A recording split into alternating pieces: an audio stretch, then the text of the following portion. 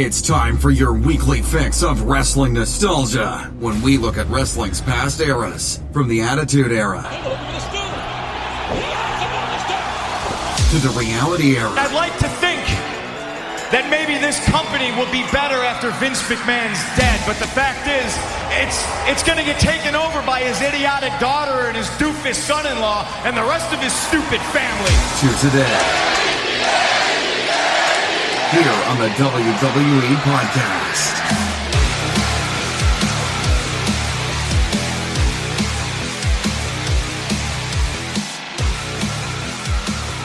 Alrighty, welcome to the WWE Podcast, and yeah, it's Wrestling Nostalgia Night, and this is nostalgic. I mean, I guess anything in the past could be nostalgic. It's all perspective. And typically I go back at least 10, 15, 20, sometimes even longer years. And tonight we're only going back a couple of years. And I think it's relevant given Becky Lynch's recent announcement of her pregnancy, and to really gain some perspective of what this moment meant for not just the women's division, but the industry as a whole shifted in one fell swoop. One single slap by Becky Lynch sent the WWE industry, the wrestling industry, I should say. WWE is not an industry. The wrestling industry on its head with a single action. And looking back at this moment nearly 2 years later, definitely confirms that. I mean, it was a big moment then. I think it's an even bigger moment now that we have had time to reflect on where this all started, where this Becky Lynch man journey started, and where this women's division really caught fire. And yes, prior to this moment in 2018, there was some very good matches from the ladies, right? I mean, we had Sasha Banks facing Charlotte for how many times, right? But they had some great matches. They had their Hell in a Cell match. They had all about worrying about making history. We had Bayley called up. The women's division was starting to really grow. And it was a time where the baby faces of the standard baby faces and the standard main event women that were spearheading the women's evolution needed to step aside for one woman who the fans felt connected with throughout her journey in NXT, through WWE, all the missed bookings, all the mishandling, and the fans stuck with her, and the fans shared in that moment with Becky Lynch. They vicariously lived through Becky Lynch in that moment, and that is what made this moment so damn special. And you could say it was a career night for Becky. I don't think that's even a question. Was it the biggest night of her career? No, I think the biggest night of her career was main eventing WrestleMania 35, and that is certainly and should be the biggest moment of her career. And it was. But this was a moment that I think many fans look at as maybe equally as big as that moment, because if this moment didn't happen, Becky Lynch wouldn't have had the main event moment in WrestleMania. Because this was a moment that was never supposed to happen. This was a moment that was never in the script, per se. It was never in the plans. This was not a moment conceived, contrived, developed, and manufactured in Vince McMahon's brain or a writer's brain, sitting in a conference room developing this long-term plan for Becky. This was not what was supposed to happen, and I think that is what makes it so special. And when you look back at moments that weren't supposed to happen that feel special, look no further than Daniel Bryan. This was the equivalent of a Daniel Bryan moment in the women's division. And Daniel Bryan, certainly in his own right, was forced to the main event by the fans. And without the fans I mean, it would have been Randy Orton Batista at WrestleMania 30. And Vince McMahon was forced by, I'm sure, the gritting of his teeth and every fiber of his being, disgusted with what the fans wanted and not understanding why we like this guy. You can bet your ass that he probably thought that. And thinking, look at Randy, look at Batista. These are the real men. These are a man's man. How could they be so just connected to Daniel Bryan? And that's where Vince doesn't get it at times. And this guy's a genius. But at times, Vince McMahon really gets it wrong. Just flat out wrong. And so, again, we're not going to dive into Daniel Bryan and his moment at WrestleMania 30. That is another podcast for another night. But I wanted to give the women's division a little bit of attention here, because I feel like I have put them aside for a little while with the wrestling nostalgia and focused on a lot of the Attitude Era moments with Stone Cold, biasly, right? I mean, my favorite wrestler of all time. Very boring selection, I know. But I think the women's division needs a little bit of pampering here. And this moment is as big as they get. And that's what makes it awesome was that this was not in the plans. Not in the plans. And it was supposed to be a true heel turn by Becky Lynch in this SummerSlam Women's Championship match. And the fans were supposed to boo. That's what was in the script. You know how I know it was in the script?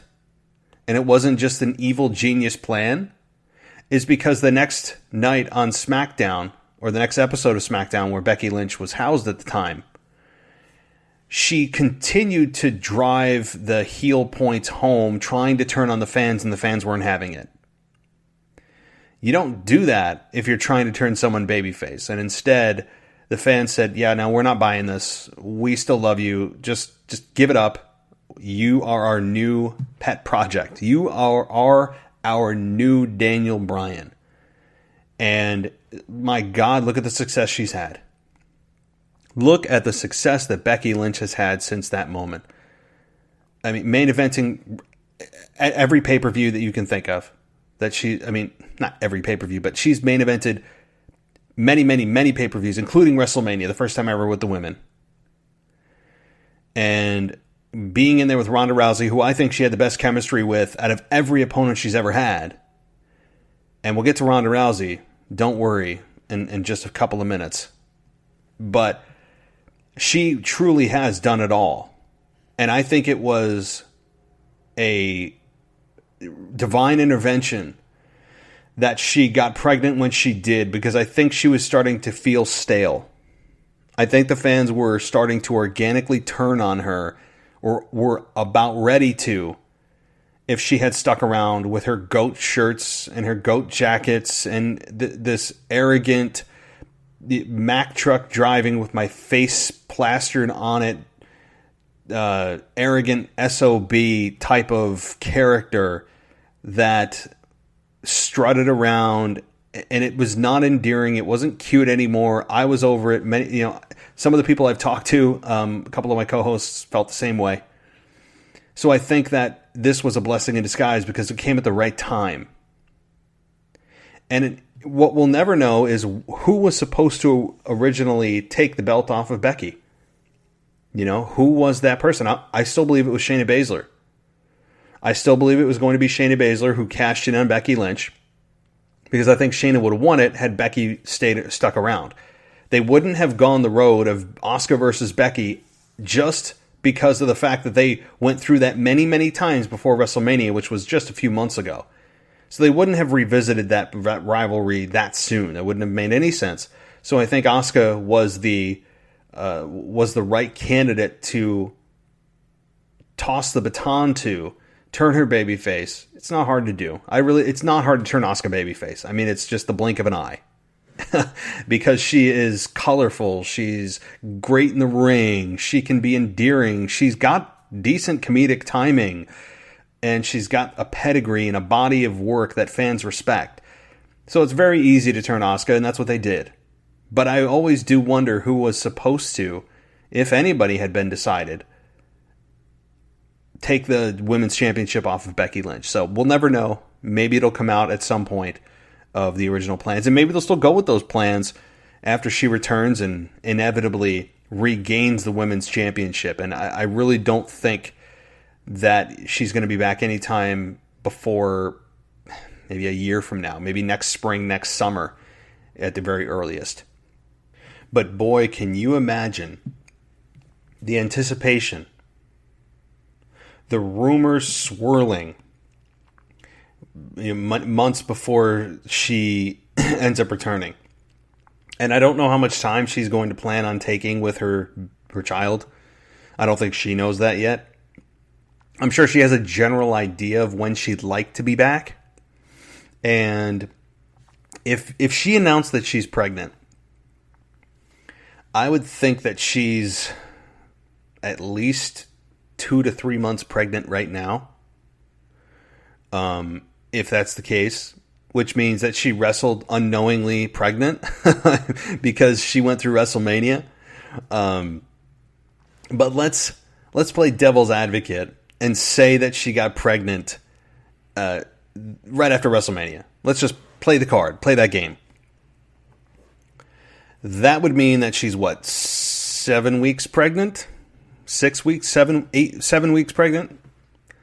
Which means that if she's 7 weeks pregnant, ballsy move to tell someone you're pregnant at 7 weeks. I mean, it's you're still in that kind of risky zone, right?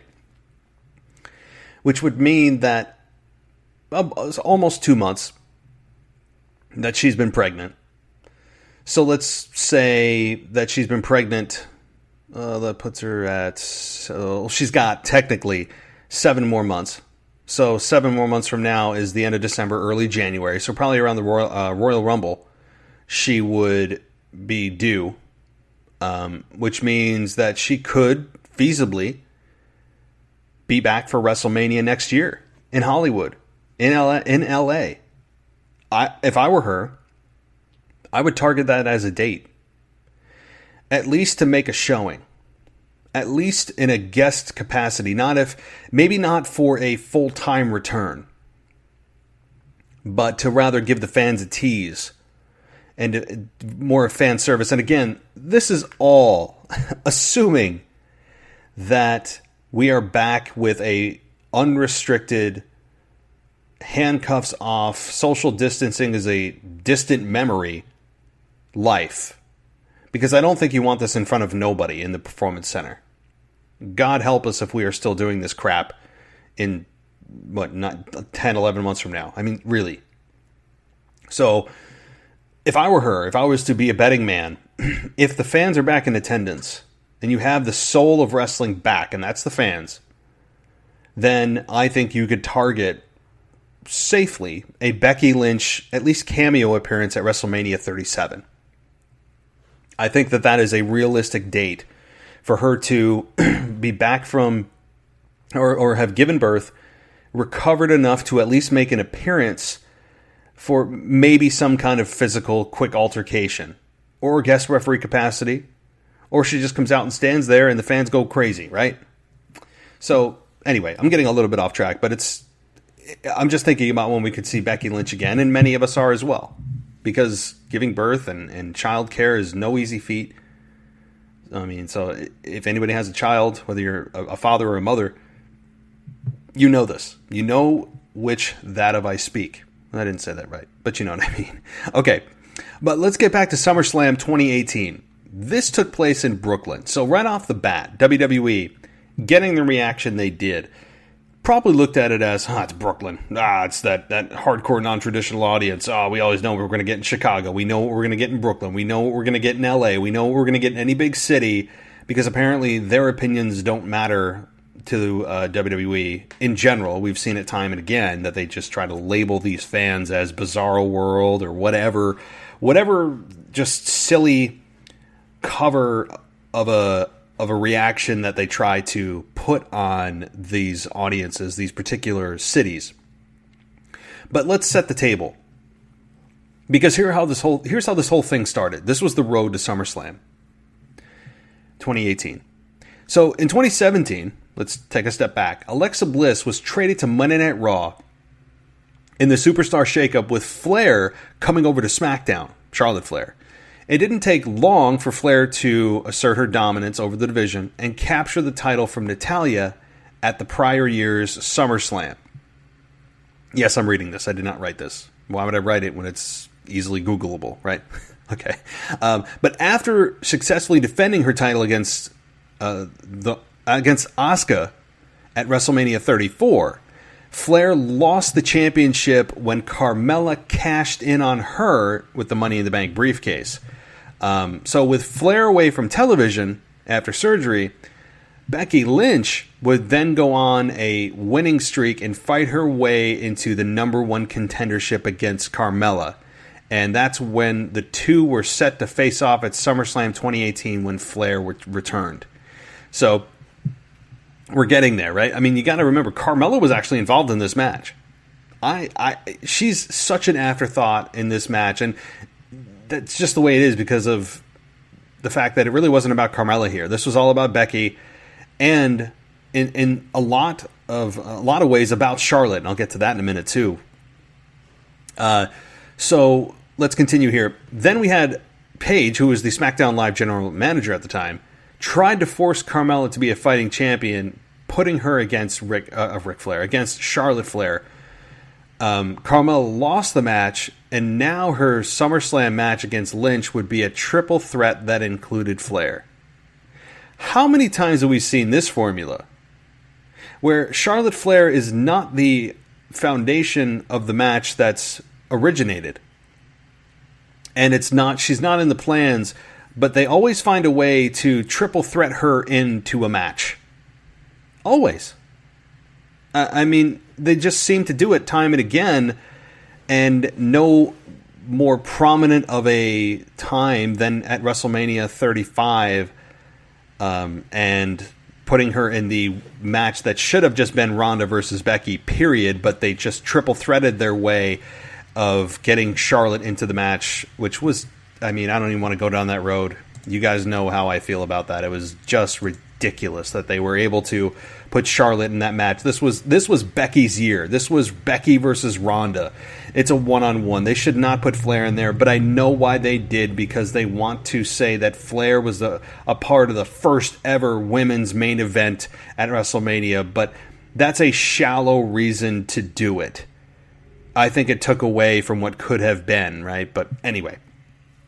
Okay, so moving on to this story here and how this all finally settled into a triple threat. I just told you Charlotte won a match, and then Paige said it's now a triple threat. So this immediately caused friction between Charlotte and Becky. Because at the time, you got to remember, Becky and Charlotte were friends on air.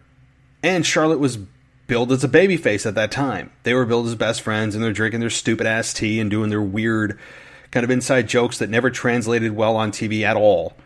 I mean, it just didn't. But it started to create some friction, and this is where the Iconics and Carmella continually referred to Lynch as Flair's sidekick, or say that she was in her shadow, which was true at the time. So at SummerSlam, we got the triple threat match, and the quality of the match, we have to remember, I think the quality of the match was very good. I mean, it just was, and I think Carmella is an underrated performer. I don't think she gets the credit she deserves because she's been so tied up with R-Truth being his sidekick and helping him keep a belt that means as much as my belt that I wear to work to keep my pants up. She got, I think, kind of stained from that a little bit, and she's working her way out of it. But the women's division certainly needs a boost. So, now that R-Truth has kind of gone away from the 24/7 title until he eventually gets it from Rob Gronkowski, which I hope happens sooner than later, Carmella needs to distance herself from that and be her own woman. Just be what she needs to be. And we've seen what she's done. I think she had a very good SmackDown women's title run. An underrated run. So hopefully she gets back to her winning ways, because I think there's a lot there. A lot she has to offer that we just don't get to see other than being R-Truth's sidekick. So, all right, well, let's get to the audio in just a minute, and we're going to listen to the just awesome reaction from the fans that exploded in joy when Becky Lynch turned on Charlotte after Charlotte stole the match, so to speak, and Becky should have been the one to win. So let's take a quick break, but I promise on the other side we're going to get right into that audio, and we can live it together, so stay right here. Welcome back to the WWE Podcast. Let's get back to more great wrestling audio.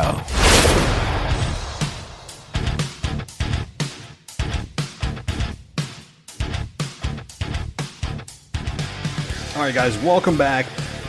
And during the break, I was rewatching some of this footage from SummerSlam 2018 and the follow-up promo on SmackDown with Becky Lynch cut. And interestingly, the promo package that WWE showed on SmackDown before Becky Lynch came out to try to double down on her heel turn, which obviously flopped, the WWE in post-production took away the crowd reaction to the slap. So if there's any doubt that WWE had this grand plan, it all got shattered. I mean, they cannot take responsibility for this. This is purely because of the fans that Becky Lynch had such a massive impact on the industry in the women's and men's division, because the women here started to really take over the main events.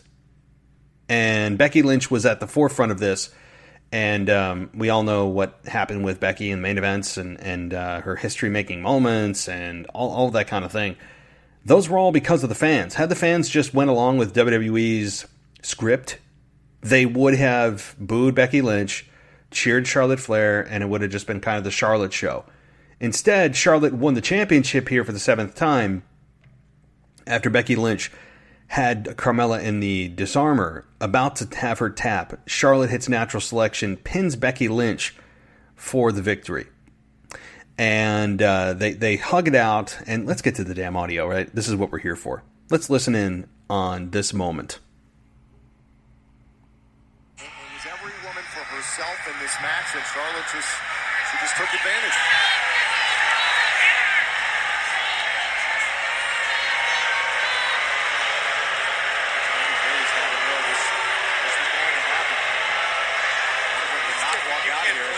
True emotion, though, and it's going to be tough on this grand stage. Oh, Becky! Becky, that's your best friend! Come on, Becky. Was the best friend. I get the frustration, but apparently Becky Lynch had reached her breaking point. This was about the title here tonight. That is what she came here for, and it was taken from her. Becky Lynch lost her golden opportunity to her best friend.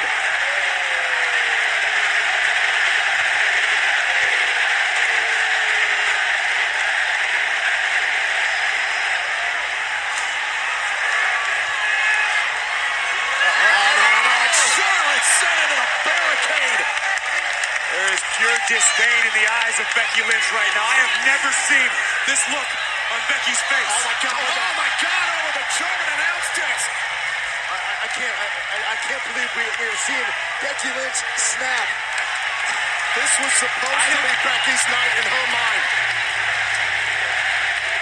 I don't think anyone expected it, but I kind of love it.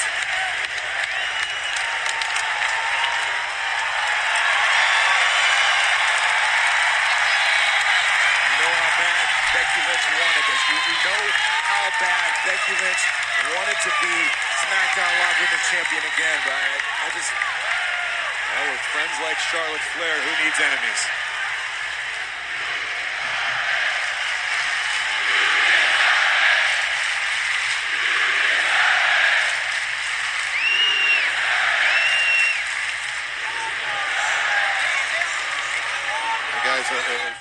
I mean, that's, man, it's such a huge moment there. And listening to that again and watching it again is, you talk about raw emotion from the fans, about their frustrations of the booking of Becky and having Becky snap just as the fans get fed up with another Charlotte championship win, another title reign for Charlotte, as Becky Lynch in the past had just kind of been the good little soldier and good friend and been supportive and been just the little last kicker that comes out in those stupid goggles that she did, and I never was a fan of that.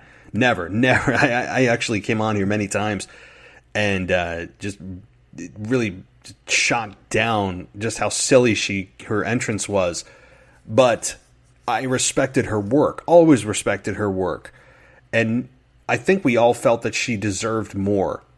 And that frustration was very organic. It was, again, the fans, if they could control what happened there in a video game, that's exactly what they would have done. They would have turned on Charlotte and just beat her down.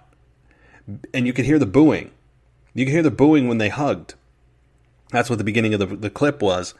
When Becky and Charlotte embraced after Charlotte won, and it was just kind of like, hey, we're friends. I'm sorry that I had to do what I had to do to win the championship. And Becky feigned that she was okay with it and then ended up just tearing Charlotte apart.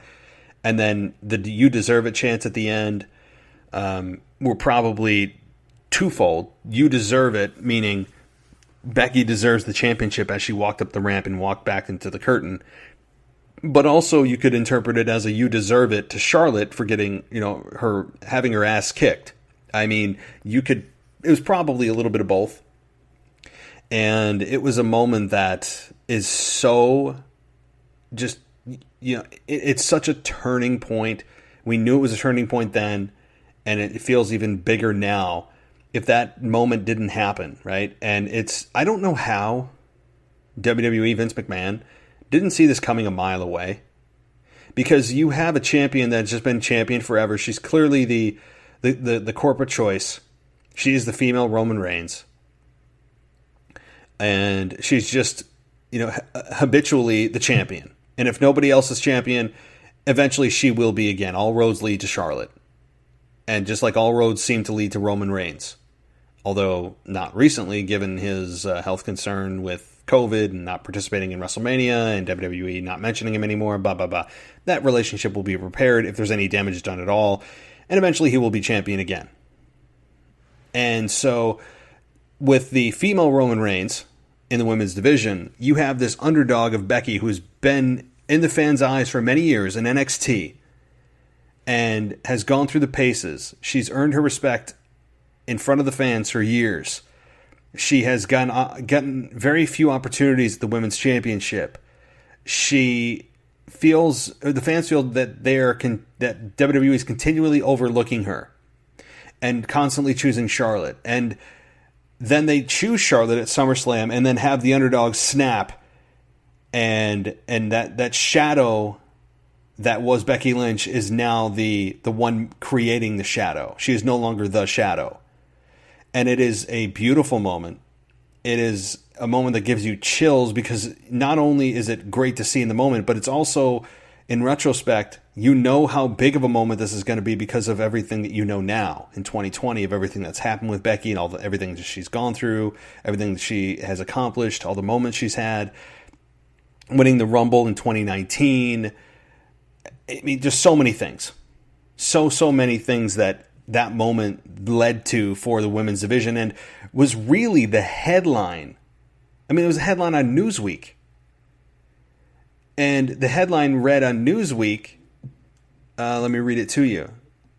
It said, "Did Becky Lynch turn heel?" This was published on August 20th, 2018. It's more complicated than that. So they go on to really talk about the highs and lows of this match, how it built up. This is where I got my read about the whole build up to the match and how it happened. It was easily the highlight of SummerSlam that year. And it really just put the women's division not just on the map, but created a whole universe for them. And it was the most talked about moment of SummerSlam. And when you look at the rest of the card on SummerSlam, you had Alexa Bliss against Ronda Rousey. That wasn't that interesting. It was basically a squash match for Ronda Rousey. You had Roman Reigns versus Brock Lesnar, as if we haven't seen that before, in about a 6-minute match. Shinsuke Nakamura versus Jeff Hardy. We had Finn Balor against Baron Corbin, before he became the king. The Miz against Daniel Bryan. I mean, think about that. That whole program that led to, from their Talking Smack segment when Bryan was GM and he couldn't do anything about it because he was still injured and unable to compete, that led to that moment. Samoa Joe versus AJ Styles. Braun Strowman versus Kevin Owens. Seth Rollins versus Dolph Ziggler, who had Drew McIntyre at the time. Funny, right? The New Day defeated the Bludgeon Brothers. The B-Team defeated the Revival. Cedric Alexander defeated Drew Gulak. And then Andrade Cien Almas defeated, and Zelina Vega defeated Lana and Rusev. Funny, they got rid of the Cien Almas. I mean, if you come into WWE with more than one name, just assume that one of those names is going to get chopped. It just is. So there were 13 matches on this card. And what does everyone remember about SummerSlam 2018? For the most part. That moment. That moment with Becky Lynch that turned WWE on its head and put the women where they needed to be, with Becky Lynch as the centerpiece and with Charlotte Flair as the ultimate enemy of the corporate selection. And I don't know how Vince didn't see this coming a mile away. It baffles me that Vince believed that the fans would truly cheer Charlotte Flair here. It makes no sense. And you know how I know they were supposed to cheer Charlotte Flair? Because Carmella was playing the heel here. The babyfaces were Charlotte and Becky because they were best friends on camera. And they edited out the sound of the people cheering for Becky in the video package after, on the SmackDown Live after SummerSlam.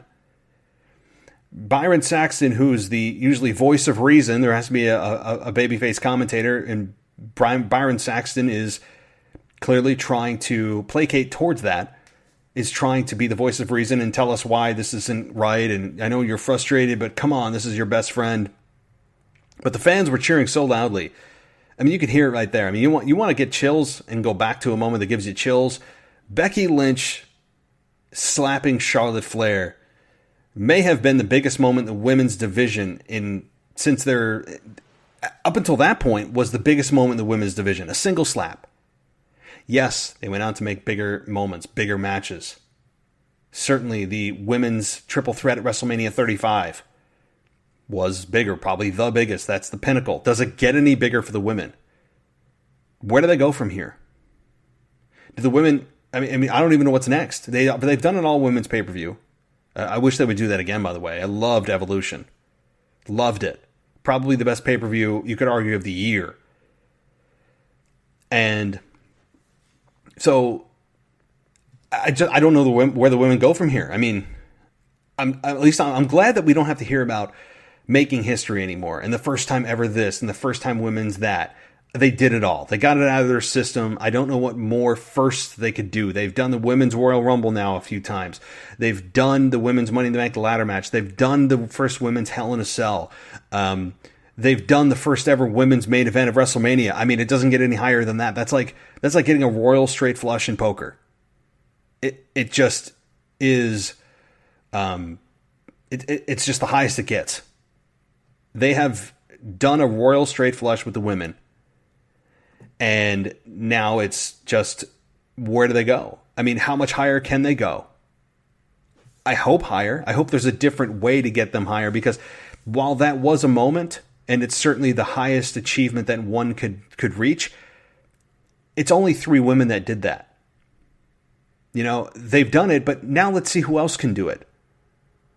Let's see who else can do it. I mean, just because the women did it doesn't mean that the men are held to a different standard. That is still the ultimate goal for the men as well. And I think the men got pushed aside. The men's division got pushed aside. There's no doubt about it. And I think the men were kind of complacent. It seemed anyway. that the men were a little bit complacent on the roster while the women were killing it and trying to make a name for themselves and being in multiple segments, which was nice to see. It was nice to see the women not just going, okay, well, here's the obligatory 1 or 2 women's matches on Raw or SmackDown. If the women earn it, then they need to be on the show more. And the men, I think, were feeling that pressure, that fire from the women on both ends, Raw and SmackDown Live at the time. It wasn't just SmackDown, it was SmackDown Live. The men and the men were feeling the pressure because they were saying, oh my God, this was never something we had to worry about. The women were there, but they were never a threat. They were never a threat. And now you have Becky Lynch come along and really tear the place off and put a complete and light that whole theology up in smoke. I mean, she just lit it on fire and walked away. So it was awesome. I hope you guys were able to watch with me, or at least watch after this. Just watch that moment, YouTube it, or go to the network and watch it. It is. It'll remind you just how big it was, given everything that happened after that. And it's also nice to hear, by the way, fans' reactions. Any kind of fan sounds is always a good thing. I mean, anything at this point. After 8-9 weeks of just silence in the empty performance center, it's getting a little old. I hope that WWE sooner than later is allowed to incorporate fans, because it seems like Florida is really easing up on their restrictions. There's talk of pro sports coming back. That seems to be the focal point. I think as a nation, we have reached that turning point in terms of our, not just the numbers of deaths with the COVID outbreak and people contracting it and the active daily cases and the hospitalizations, everything's trending downward. So the numbers line up with the actions of lifting the lockdowns, which you could argue were more devastating than the COVID virus itself. But I'm trying very hard not to get political. But with Florida relaxing a lot of its restrictions, do we see fans in attendance in WWE before the summer is out? I think the answer is yes. Now, does everyone have to be 6 feet apart? And is it half capacity, 25% capacity? Do they have to wear masks while they're screaming? It may look very weird, right? You probably will have a 25 or 50% capacity with people spaced apart and people wearing masks. But you know what? I will take that over crickets. Please. I think we're all a little bit over the crickets and silence. I think it's time to move on to reopening things. But again, my point was, that's where I was going, is that the numbers line up with the lockdowns being lifted, but also the sense, the general census that I'm getting, the consensus is people are ready to just move the F on, right? People are ready to move on. They're kind of over this for the most part. I know some people are out there going, oh, my grandma's really sick from this, or I have a friend who's sick from this, or I know somebody that's died, and look, my condolences go out to you. But from the majority of us that don't know someone that's died and are just ready to get the hell out and get back to normal life and are over this whole thing, this is a welcome sign. And yes, we still have to be safe. I'm not saying that just because you aren't going to die, and it's a very, very, very, very low mortality rate if you are young and healthy, by the way, that you should be stupid and go out and just be willy-nilly and not care. That's not my point. But we have to get back to our normal lives. I mean, you can't keep people cooped up. And people, especially as the weather gets really, really nice, and we're about to get really nice summer weather up in the Northeast, and people want to get the hell out, and you're not going to keep people in.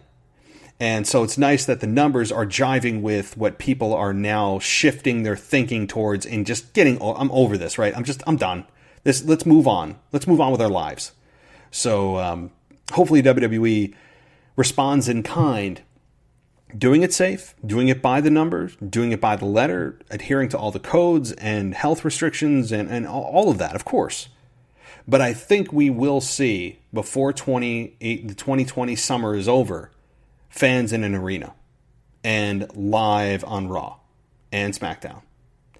And I think we can all say a very loud hallelujah, right? I mean, about time. So I haven't heard anything definitive, but I would think that is the case, along with pro sports like baseball. I mean, I'm a huge baseball fan, And this is just killer that we haven't been able to see any games. So I think that's coming. Rumor has it around 4th of July. We could have a limited capacity fan attendance type of MLB return. So we'll see. But all right, I'm getting way off topic as I always do. But so anyway, guys, I hope you enjoyed the show today. I'd encourage you to go check out the moment. Check out the match. And really just delve yourself into this and put yourself in 2018. I know it's nostalgia, but it's not exactly a real true look back in time where we have to get in the DeLorean and go back. And I just, just because it's nostalgia doesn't mean I have to go back 20 years. I typically do, but this one really popped up to me, and I wanted to give the women's division its time in the sun here. So I hope you guys enjoyed the show. Again, I'll be back. When the heck am I going to be back? Saturday with a co-host. I think I know who it is. I've lost kind of the rotation of names, but so I'm gonna be back with a co-host on Saturday to do your weekend review covering SmackDown and Raw, and then NXT and AEW come to you tomorrow. So keep an eye out for that. We got 3 shows coming to you, and of course, we will also have this weekend your very first SmackDown review from our new co-host, and that. He was announced on my Twitter feed earlier this week, but I don't have access to my Twitter because they've suspended my account. I told you the guys that yesterday. No idea why. I've appealed I filed an appeal with Twitter because I have no clue what I've done.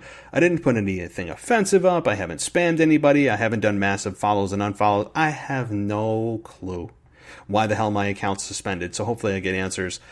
So you can't DM me. My account is just like MIA.